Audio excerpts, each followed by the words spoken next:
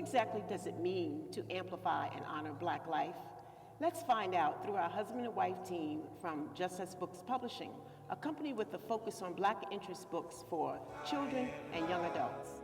Flying high, flying on broken wings. Flying high, flying high, flying on broken wings.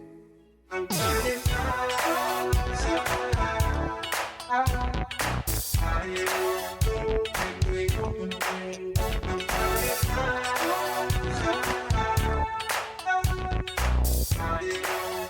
Welcome to this edition of Flying on Broken Wings, Thursday Sidebar for RLS Media.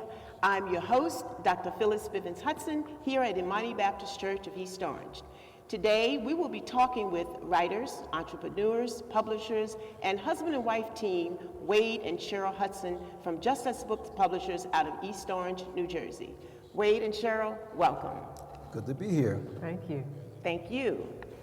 So, Wade and Cheryl, you both have a very long tradition in the church, as well as as writers. And I know that tradition is long because I first met you all in a church. So I mentioned that because absolutely. So I mentioned that because we're actually in a church today, and so it's very significant, right? Very relevant. Exactly. But in addition to that, I know, Wade, that you're a father, you're a writer, you're a publisher, you're a wonderful person, you're all these things. But I'm sure that there's some things that we don't know about Wade Hudson. So why don't you enlighten us? Give us some information about you that we don't already know. Oh, that's a toughie. I think number one is that I have a sense of humor. I mean, people tend to think I'm very serious, and most often I am, but I can tell some funny jokes. I've sort of minimized those jokes because they're off-color jokes quite often. Oh boy. No, but I think that I have a sense of humor. I think would be number one, that people don't really, recognize that I have. Okay, so I'm going to be looking forward to that from now on. Okay. So, Cheryl, we all know that Wade is a tremendous person, right? Absolutely. And so, if Wade is a tremendous husband and person, we know that behind every good, tremendous, and great husband, that there's an impressive wife. And so tell us about Cheryl Willis Hudson, the impressive wife. Oh, that's a tough one too, because Wade and I are pretty much joined at the hip now. We've been together for 50 years, and Wow. we'll be celebrating our 50th wedding anniversary next year. So I'm not sure what,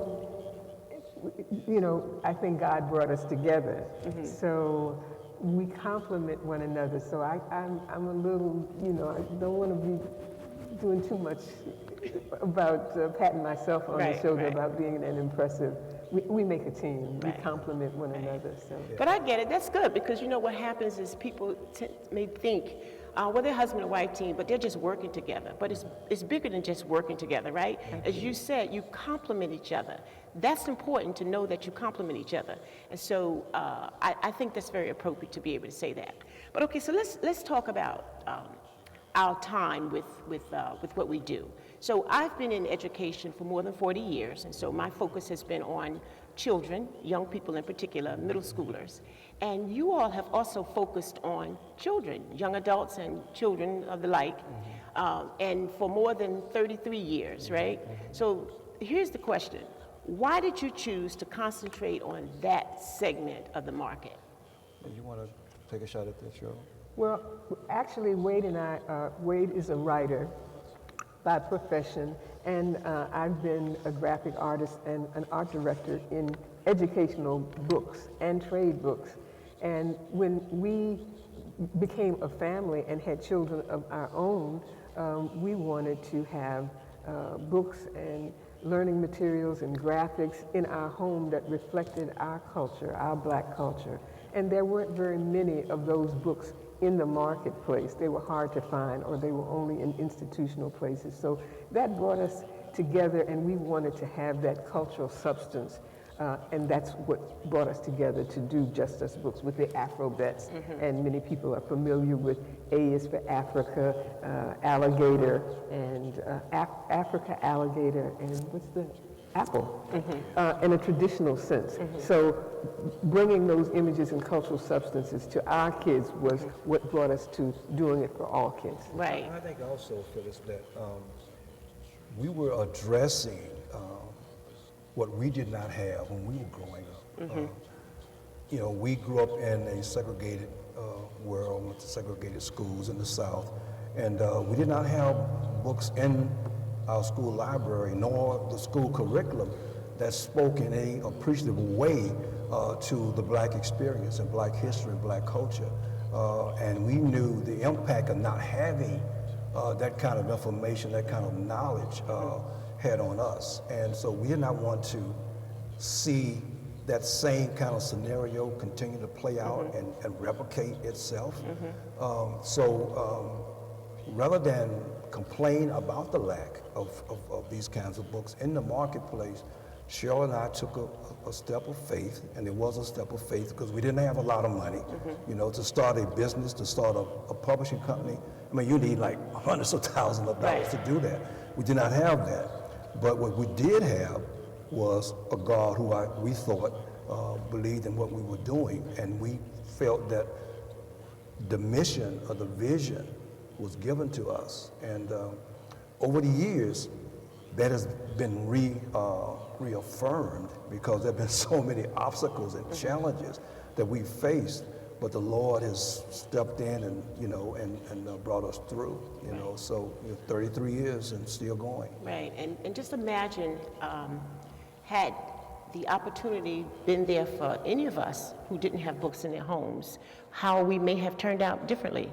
I remember growing up having just one book in our house, and it was a beat-up Bible.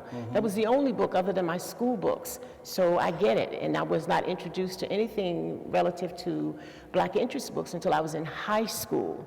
And then it was just the book about Frederick Douglass and Phyllis Wheatley, and that was the extent of it.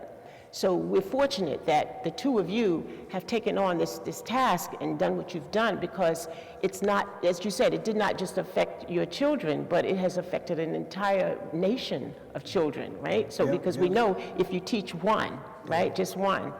So thinking about that though, starting a small business or a business at all, especially if it's a person of color, it's no easy feat. I know I started mine back in 1996, and while my book business is still thriving, my focus was not really as much on my business because I also had my career as an educator, but not so much with the two of you. That became your lifeline. That was your business. It's what you had. This is what you were using to feed your family, right? So the question is, one question is, how did you get the ball rolling? Well, I guess what we decided to do was to prove that we could do it. We knew that we had skills, and that's partly recognizing the gifts that God has given you. Wade was a writer. I had worked with textbooks, but not with trade books. So we had some skills, and we recognized that, and we had gone to major publishing houses to ask them to recognize our ideas, and they said, oh no, Black people don't read, Black parents don't buy books for their children, why would you do an alphabet book based on Afrocentric themes, you know, why? But thinking about that, we said, well, actually we do know, we have this within us, we know that we can do this, so we went into our savings, which was at that time about $7,000, which is not a lot of money. You need a lot of capital to publish books and get them into the marketplace. But we used that. We got credit through a friend of ours who did have a printing company, and he agreed to print our books on credit based on what he had seen of ours. And that's how we did. Yeah, absolutely. So that's how we started. We published 5,000, we printed 5,000 copies, and within 3 months, I think we had sold all of those to daycare centers, word of mouth, street fairs, churches. That was it. And you know, and that took a lot of courage, especially back in 1988. That's the year you guys started, right? especially back in that time, because that kind of business was failing, right, at high rates, yet you guys did it. You did what you needed to do way back then, and here you are now. You're still thriving, right? And, so talk about that a little bit. One thing, Phyllis, that we have come to recognize, and we did not know this in the beginning, is that we are standing on the shoulders of those who came before us. And, in 1827, Freedom's Journal was published by a group of black people. And the first editorial in that publication said something like this: "We wish to plead our own cause. Too long have others spoken for us about things that concern us dearly." So they took a step to express what was happening in their world, because white America was defining them, and they were defining them as not human or inhuman, and there are other publications, other people who have taken a step of faith to share their stories with the world, to let people know who black folks really are, that we do have a history, we do have a culture. So we were standing on those shoulders, and I think without knowing it, the spirit of those people were pushing us and encouraging us. And I think when you start to look at the spiritual aspect of it, that it helped to get over some of the challenges that we had. Absolutely. And as a people, we understand that, right? That spirituality that you're talking about. I think also what's important is the support that we got from black people, in terms of buying our books. Early on, we would get letters and notes from people encouraging us and saying, "Oh, this is so important, keep doing this," And so that kind of motivation, inspiration that were coming from people who recognized that this was a need. So for us, we recognize that, yes, Just Us Books is a business, but it's bigger than that. Right. It's a mission, and we've sort of taken that as our mantra, as we go forward. And we're glad that you did, because we have you to thank for all those wonderful books that you have. So we talking about spirituality and the ancestors and all those kinds of things. We all want to leave something behind, and we're not talking monetarily now, but we all want to leave something behind, some kind of legacy. And when you think about that, it could be a digital footprint, it could be a literary footprint, it could be whatever. But the two of you, talk about what that is for you, that legacy. How does that play out in your lives now?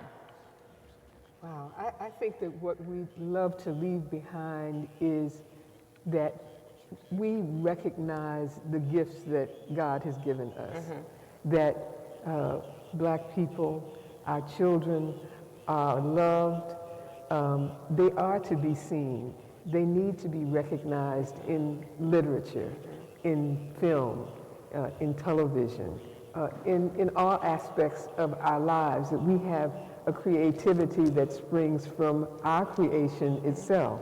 And for so long, there have been stereotypes of our children in ways, in textbooks that have been perpetuated over the years. So we want to leave a footprint, imprint, in the written word, that our lives are important, that our children are important. And I think you've done that already. Yeah. I think also, too, to add to what Cheryl said, and I've been thinking about legacy more often now, because so many of our friends in the publishing industry have passed away. Floyd Cooper, who we first met in 1988 when we first started our company, he passed away several months ago. Burnett Ford, who's another longtime friend of ours, she actually came to Imani to worship with us. She passed away.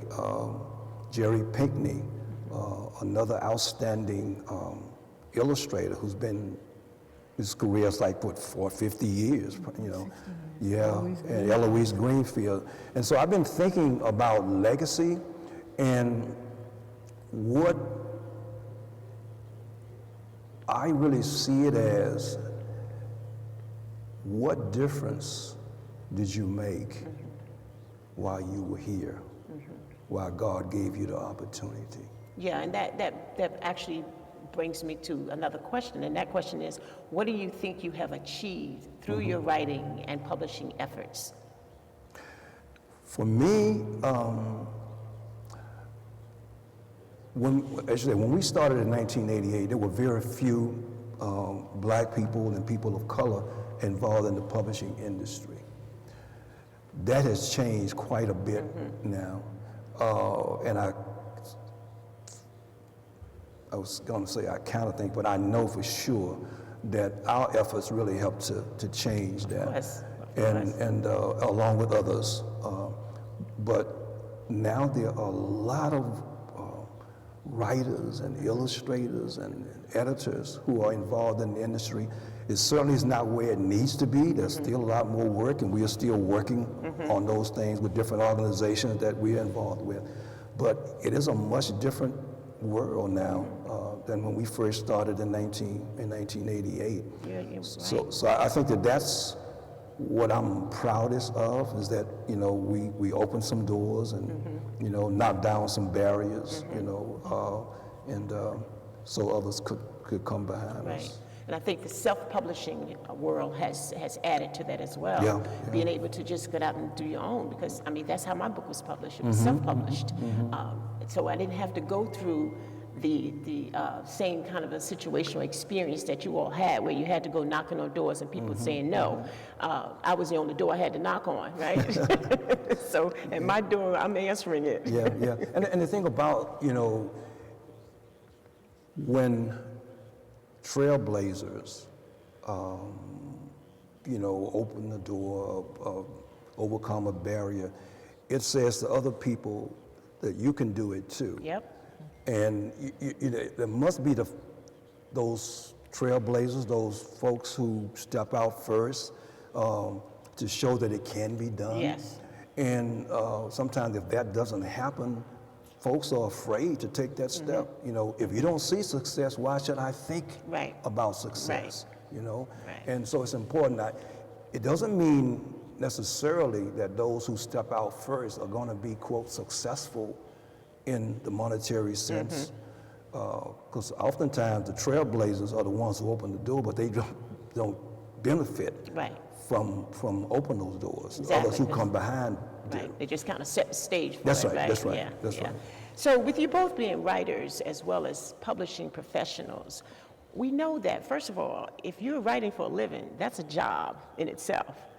And then you add to that equation the fact that you're publishers, that's another job. So the two of you doing the same thing, that's 4 jobs in one. So tell us how you balance the two, because that seems to be a lot, but how do you balance the two? That's kind of a hard question. You're always balancing. You're always trying to balance. When you're an entrepreneur or employing yourself, you have to give yourself direction. So we try to appreciate the talents that each one of us individually brings to the business. It's a business that really is 24/7. So if you're not writing a book, you're thinking about how can you manufacture it? How can you get it into the marketplace? How can you set up a book tour for an author? How can you get more publicity? I'm still working on the balancing part. Okay, I'm sorry. Just to add quickly to what Cheryl is saying too, I think what's important is understanding what you bring to the table,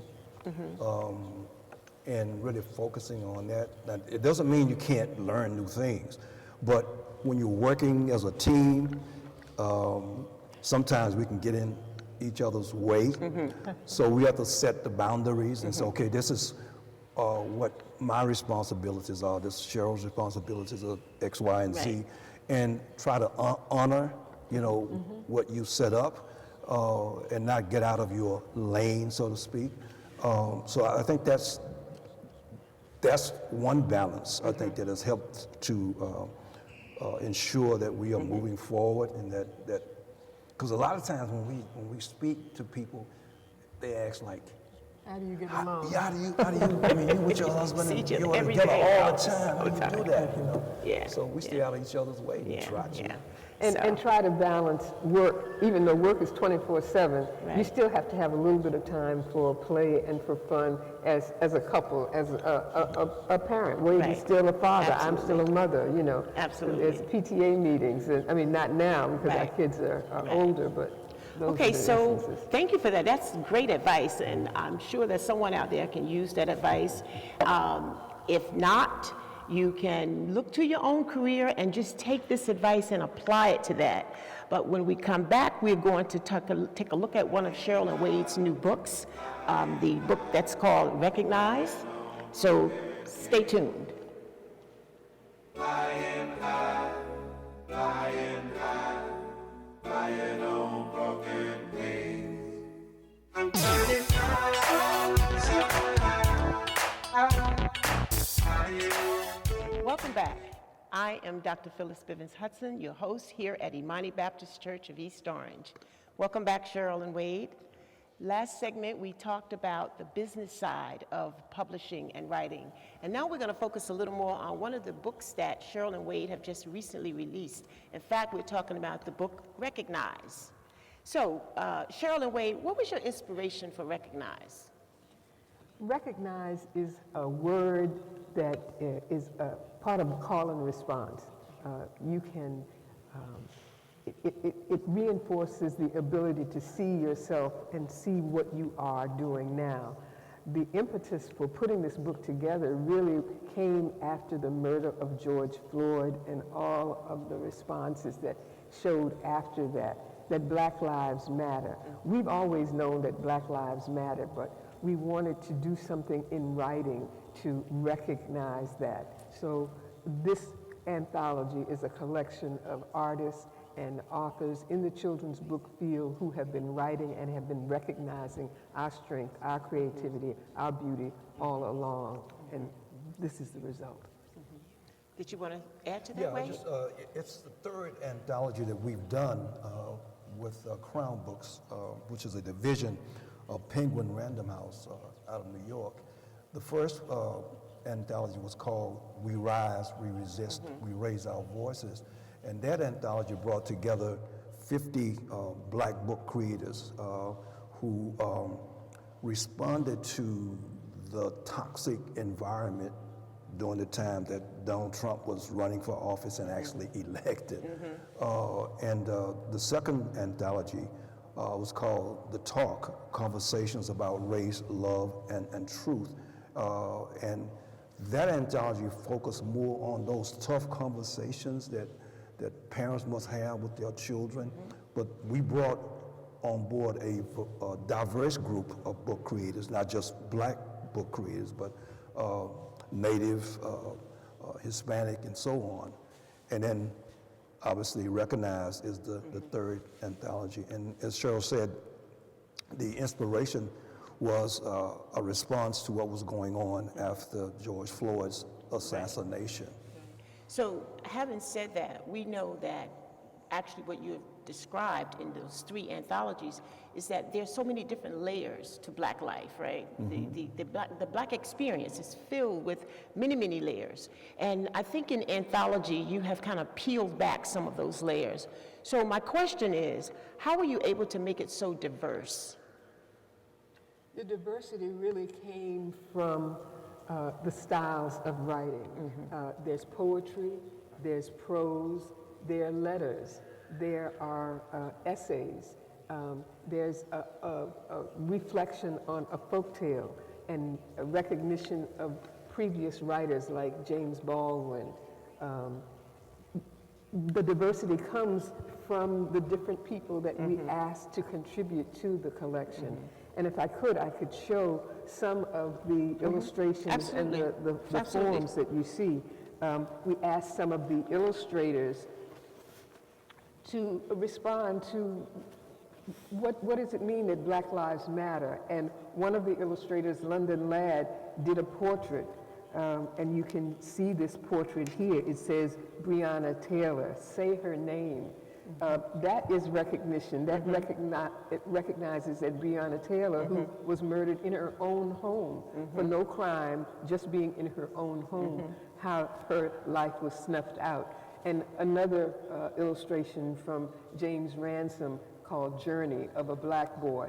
Very seldom do you see images of black children who are dark complexioned. Sometimes the major companies tend to have books that where you're kind of an in-between tone that'll speak to everybody, whether you're black or whether you're Latinx or from another kind of background. Right. So this is kind of the artwork. I can show you too one of the poems, a shaped poem from an award-winning writer, Carol Boston Weatherford. This is Eyewitness, Darnella Frazier, who was the young woman who was 17 years old who brought to light the murder of George Floyd. And the same thing with quotations from legacy people like Mary McLeod Bethune, who left a legacy for our children. Right, okay. Okay, this is great. And so my next question, I think I have the answer to it now, which was going to be, was this done with intentionality? So I'm assuming it was done with intentionality, correct? Yeah. But I think with intentionality, yes, but I think there's also flexibility in that we allow each contributor to express what he or she is feeling about whatever the topic is. And I think what's important and what adds to the diversity and the variety is that each of us has our own way of telling our story, of sharing our experiences. That's right. And so I think that in itself makes for the diversity too. Like in the talk, you know, most black parents have that tough conversation, particularly with their boys, but with their daughters too, about how to avoid trouble because of who you are. You know, whether it's encounters with the police, you know, or some crazed white person who may, you know, not like you because of your skin color. But other parents from other nationalities have those same tough kinds of conversations, you know.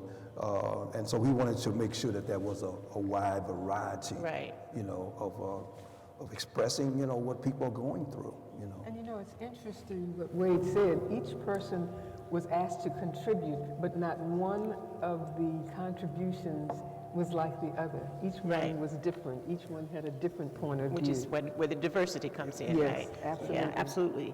And so, Cheryl, you were talking a minute ago about George Floyd. And so we know that at this point, social justice issues and social justice concerns are on the rise.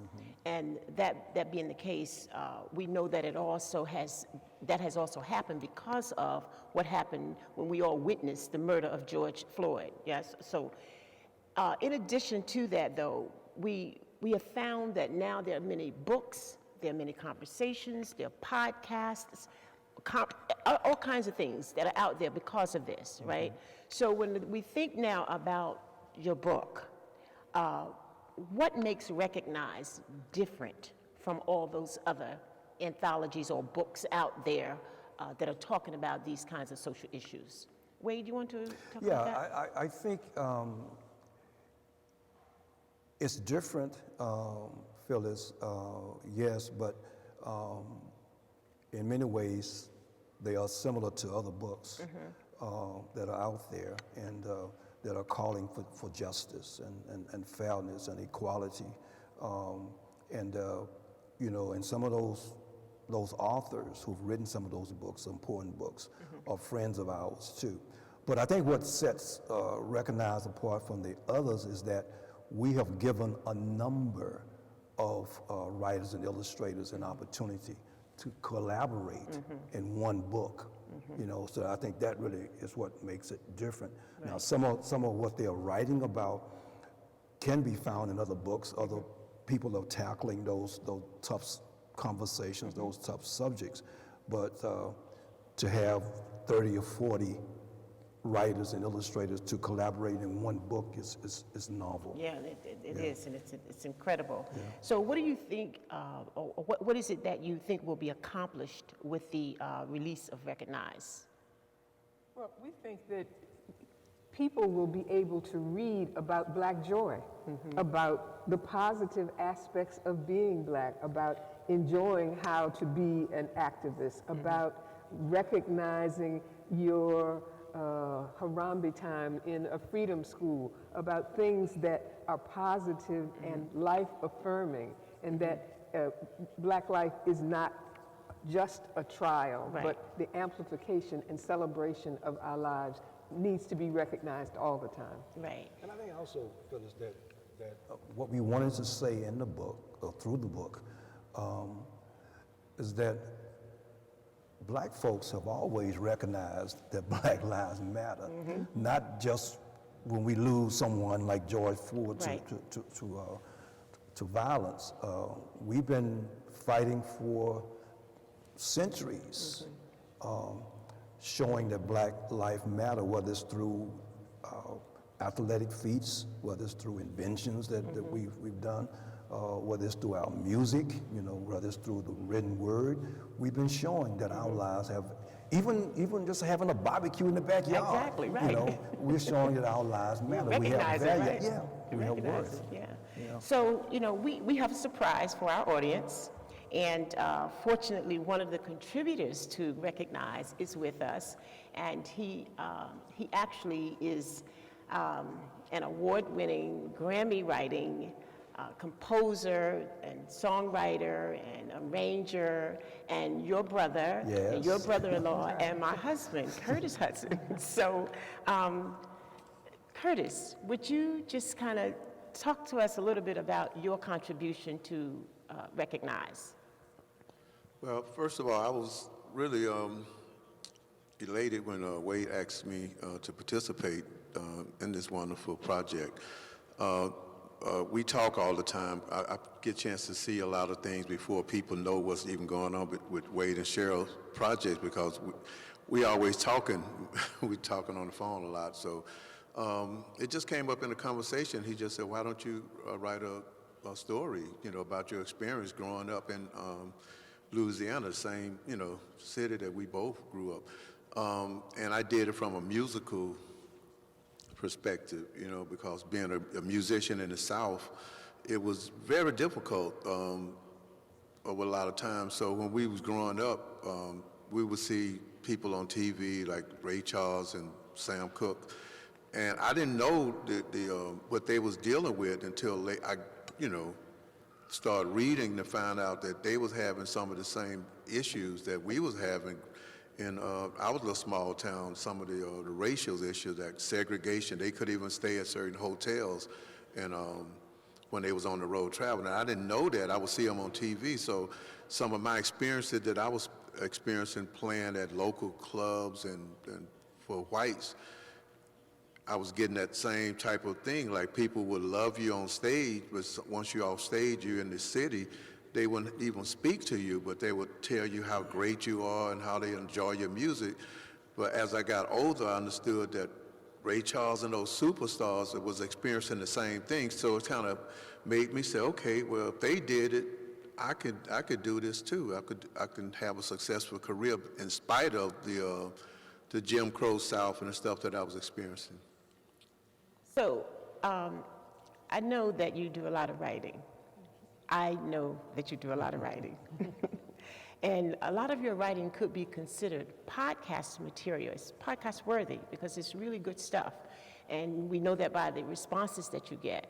So do you have anything else on the horizon in terms of writing, such as the kind of essay that you did with Recognize, or what else is there? Well, from witnessing Wade and Cheryl, the process they go through writing the many books that they've written, and watching you, it's very difficult to write a book. So I think I'm going to stick to songwriting, and that's where I can complete it and finish it like in a matter of hours, but it takes years sometimes to really finish a book. So I don't know if I want to go into actually writing books. Well, thank you. Thank you for that honesty. But I'll keep encouraging him to do his own memoir. Yeah, that's right, and I'll keep encouraging him as well. Thank you so much, Curtis. Cheryl, would you be so kind as to kind of read to us an excerpt from Recognize? I'd love to. And just kind of close out this segment for us with that? Thank you. Well, I'd like to close out with Eyewitness, Darnella Frazier. And this is written by an award-winning author, Carol Boston Weatherford, who's won Newbery Awards and American Library Awards. She's a New York Times best-selling author and educator. And it's in the form of a literary form called a shape poem. And this poem you will be able to see on the screen. 9/29. 17, with an evening off from her job at the mall, Darnella Frazier was walking to the store when she saw a handcuffed man in the street, overpowered by 4 cops. Right then and there, the ancestors called her to bear witness, not only to the horror at hand, but to centuries of terror against Black people. 5 feet away, Darnella turned her phone lens on George Floyd. Prone, with 1 cop's knee on his neck and 2 cops oppressing his body, he begged for mercy, for his dead mama, for air, mouthing pleas like a mantra. I can't breathe. Darnella did not flinch in the badge's glare. Fearing less for her own safety than she did a cover-up if no one captured the brutal truth, she stood her ground, steadied her camera, and focused on her mission. Because Darnella did not turn a blind eye, the whole world saw the injustice. Now, not a soul can erase the evil or deny that Black lives matter. Wow, thank you so much for that, Cheryl. And we will end right there because that was very powerful. Thank you. Flying high, flying high, flying on broken wings. Flying high, flying high, flying on broken wings. I'm flying high, so high, flying on broken wings. I'm flying high, so Welcome. I'm Dr. Phyllis Bivens Hudson, and I'm here with Wade Hudson. Well, Wade, welcome back. Good to be back. So we're going to talk now about a little bit about the Jim Crow South, right? So we're going to be talking about your book, Defiant. But before we get into that conversation, Wade, would you just share an excerpt with us from the book? Yes, I'm going to read the preface, and I think the preface sort of sets out the reason why I wrote the memoir. During school visits and other presentations, I often share stories about what it was like being a Black youngster in the 1950s and 1960s during a pivotal time in our nation's history. Many students know little about this period. Some had been introduced to Dr. Martin Luther King's I Have a Dream speech, or Rosa Parks' refusal to give up her seat on a Montgomery, Alabama bus. They are always intrigued to hear what it was like to be a kid during Jim Crow. I never, however, considered sharing these stories, my stories, in a book. In the summer of 2018, at an American Library Association convention, my wife Cheryl and I were promoting We Rise, We Resist, We Raise Our Voices, an anthology we had edited. During the luncheon with members of the publisher's staff, I shared stories about my experiences in the South. Someone suggested that I write a memoir. Others second the suggestion, repeating how important it would be to present my story to young readers. For the first time, I gave writing my memoir serious consideration. Was I ready to dive into the past and shine a light on those experiences that shaped and molded me? Was I ready to relive the pain that remembering past incidents would surely kindle? Was I ready to spotlight my parents and my siblings in all their completeness? Was I ready to force on stage for others to see the people I knew and loved and who played significant roles in my growth? Was I ready to share myself? When I was made a formal offer by Crown, I accepted. In doing so, I also accepted the challenge to write my story and introduce the world to my hometown, Mansfield, Louisiana, and its people and those who were a part of my coming of age journey. So I'll end it there. Wow. I mean, just hearing the preface itself makes one want to know about Mansfield, right? It makes you recognize that Mansfield was a special place. And so I'm glad that you shared that with you. I appreciate that. And I was going to ask you, why was it so important that you write this book? But I think you've kind of talked about that when you read the preface, why it was important and why you decided to write it. But when we talk about writing memoirs, writing a memoir requires two key ingredients, but some other ones as well, and that is honesty and truthfulness, right? And so when we think about that honesty and that truthfulness, we also have to consider that there's some other things in play, like the research. We've got to do lots and lots of research, and these are the kinds of things that push us to look into the past even more so than what we maybe initially thought was necessary, right? But when you think about that, I know you talked a little bit about saying that your brother kind of helped you out, right? Right, Willie. So talk to us a little bit about what that research was like and how you went about doing all of that. Because there are people out there, I'm sure, who want to write a book, who may want to even write a memoir, but wondering what are some of the things that you have to do, and you know, talk a little bit about that. Yeah, well, you know, when you're writing a memoir, although it's your story, there are other folks in that story too. And so if you're being truthful and honest, you know, you are revealing to the world to read other folks. And you have to really be comfortable with sharing their experiences, because if I'm describing an incident that may impact me, there are other folks involved in an incident too. For example, I shared a story about an incident that happened in our class, right, when I was in the 7th grade. And a good friend of mine, David Jones, who lives in LA, he and I were in a class, a math class, and our teacher, Mr. Blow, would have these contests in the class to inspire us and to encourage us and to push us.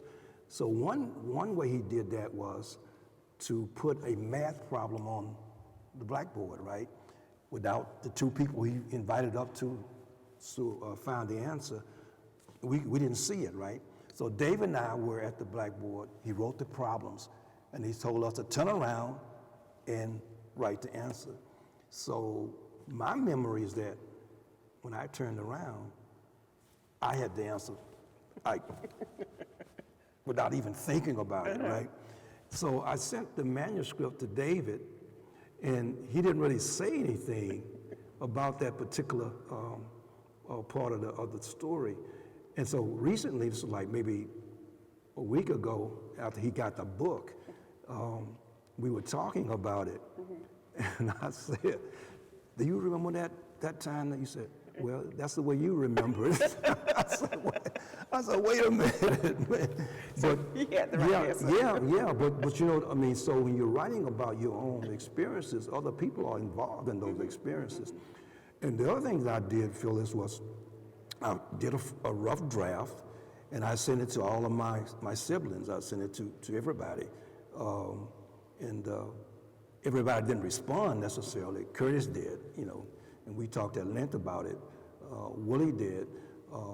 But I wanted to make sure that they understood what I was doing and what I was sharing. My sister did have a concern about one thing that I was sharing in the book, and we talked about it. And I think she found peace with it. It wasn't about her, it was about my mother. But writing a memoir is really not easy. Now, the other thing, what I wanted to do was not only tell my story about what it was like growing up, but I wanted to provide an historical context as I told my story, because so much was happening during that period of time in the civil rights movement. You know, in 1963 alone, Medgar Evers was assassinated. I think it was in June.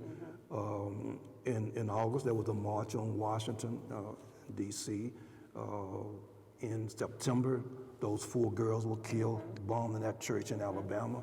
So much was going on, and all of these things were impacting me. I'm looking at it on the news, and I'm responding to it.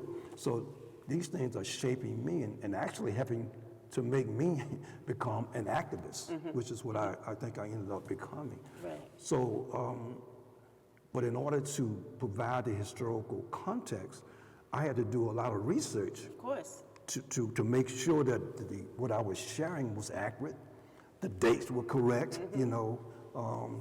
But in doing that research, I found so much more than I could use in the book. For example, I had forgotten that when I was really little, the national news was only 15 minutes. Absolutely. It was 15 minutes, you know, and then in 1963, they expanded the news from 15 minutes to 30 minutes with Huntley and Brinkley and Walter Cronkite. And because they expanded it, they had to fill that time. So that's when they started going down south to cover a lot of the civil rights incidents there, you know, because they had to fill that slot. So they had, you know, correspondents who actually went in the field because of that. So, I mean, I found little nuggets like that as I did my research.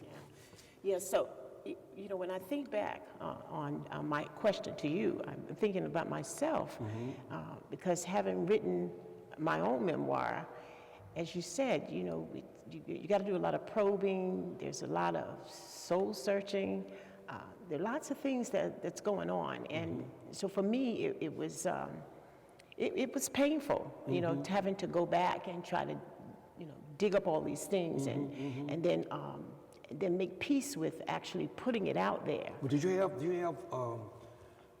any concerns about sharing a lot of those painful experiences? Yeah, I did. I had concerns because although a lot of those people are no longer with us, a lot of those people still are. And so I tell you a little story. When I did my first book chat, I invited the people from Virginia who were still around. And these are people who knew me when I was a child, when I was just a little kid.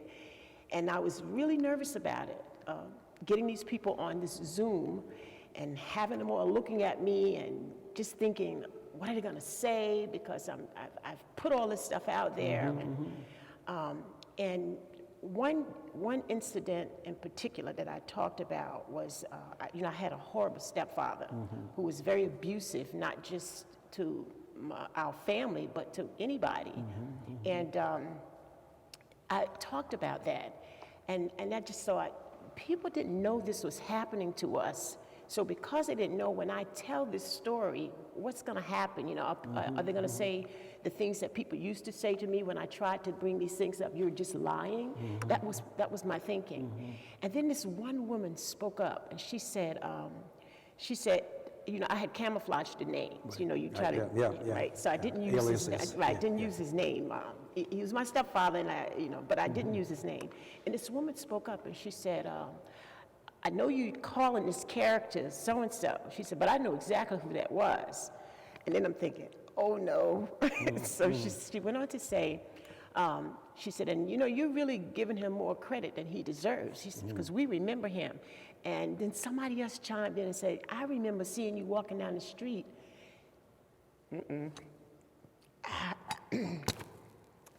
And feeling badly for you because we knew what was happening in that house. And so he went on to say, but you know, whenever I saw you, you always tried to have this dignity about you, but it was so obvious what was going on. So I kind of dealt with that. But I think the most telling thing for me was, I got this phone call from my stepbrother, and I'm thinking, okay, here it is. But this is his father that I'm talking about. I'm saying all these horrible things about his dad. And so he said to me, I just want you to know that you don't have to feel badly about anything that you said. He says, let me tell you some things that you didn't know. And then he went on to tell me how he had to leave home before he got out of high school because his father had beaten his mom, and when he tried to step in, he was thrown out of the house. He says, so the things that you're describing about my dad, he said, you're really being nice. He said, because I understand exactly what you're saying. So once that happened, it really helped me to kind of understand that people, you know, will see things the way that you are telling them to see them. And it sounds like it freed you. It did. It absolutely did free me. It freed me, and it made me understand too that it was okay to tell my story because my story was, like you pointed out, it was honest and it was truthful. And so what I had to do is to remember my own words, which were, you cannot allow somebody else's whatever to become yours. Right. So I just kind of left it at that. But, you know, when we think about defiant, I'm thinking about it in terms of another comment that you made. You talked about gender and how gender played out for you as a child. And so, of course, for me, gender was different because being a girl, you know, there were things that you probably were allowed to do or that were not done to you that were very different to me. Can you talk about that a little bit? There's a chapter in the book where we always focus on learning things. We look at growth as learning, and that's certainly true. But I think growth also includes unlearning. There are a lot of stuff, baggage that we've picked up along the way, and we continue to carry with us. There's a chapter in the book where I actually talk about, you know, some of the things that I had to unlearn. I used to love to watch Westerns, you know, and in those Westerns, you know, Native Americans were treated cruelly, you know, brutally, you know, and they were seen as, just like black folks, as subhuman. But growing up, I identified with the cowboys, with the white people in the story, and not the native people, even though they were being brutalized and segregated, same as black people. But I didn't see that connection because in our community, in our society, you know, we were not allowed to see the connection between how we all were being treated, whether it's, you know, people from China or Japan, you know, when they appeared in these stories, they were always treated the same way too. You know, and so it's always the white people who were the heroes. So I had to really get away from those Westerns and start looking at them differently. I also had to start looking at how girls and women were being treated. I mean, you're talking, you know, 40, 50 years ago now. And girls were like second-class citizens in the law's respect. In the school, you know, they weren't allowed to play sports, basically. We had a girls' basketball team, and they won the state championship a couple of years. But the girls' basketball game was different from the boys' basketball game at that particular time. Now, it's changed now, but during that time, there were 6 players on the girls' team versus 5 on the boys' team.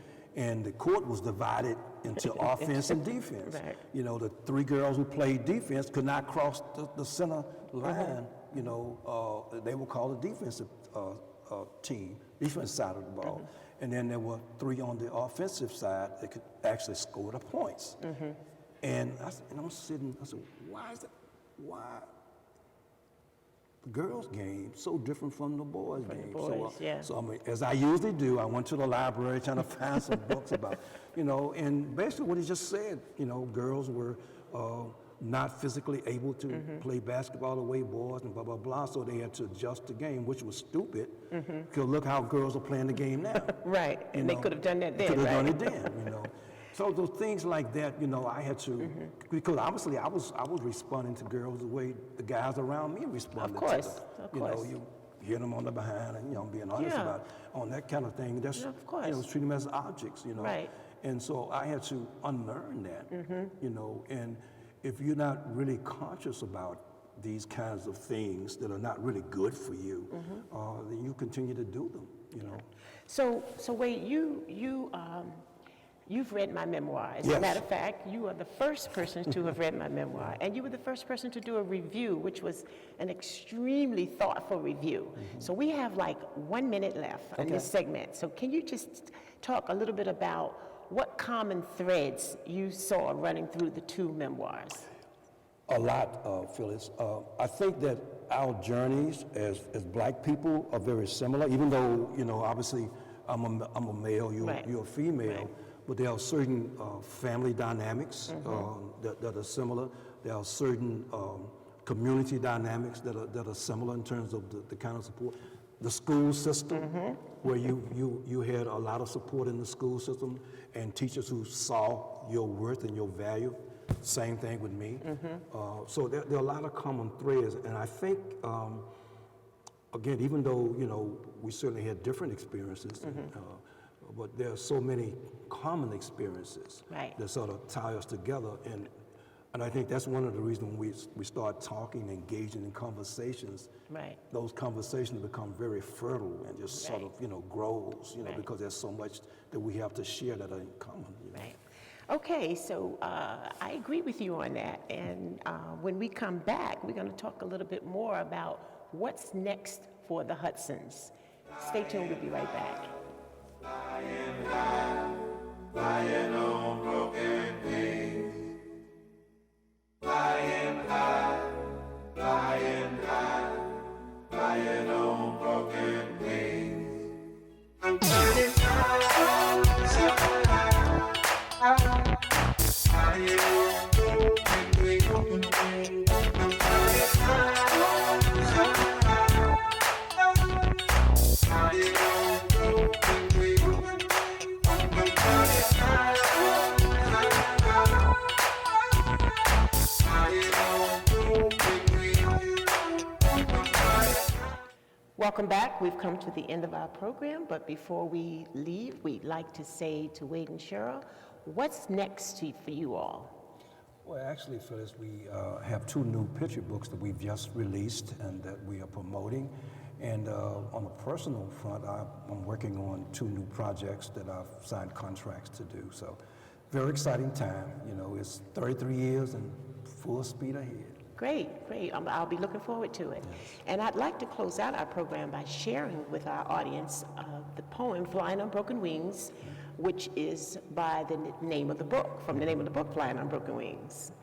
I was a beautiful baby, golden baby, plumped up with rousing kisses, stolen smiles, mama loving between the shadows, but envied secrets prevailed.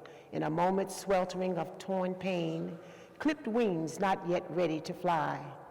Now I have fettered wings, young and strong, bridled by bits of life's winds, fate, evil, unable to break the momentum's grip, snuggling and struggling with a child's wisdom, trying to fly on broken wings.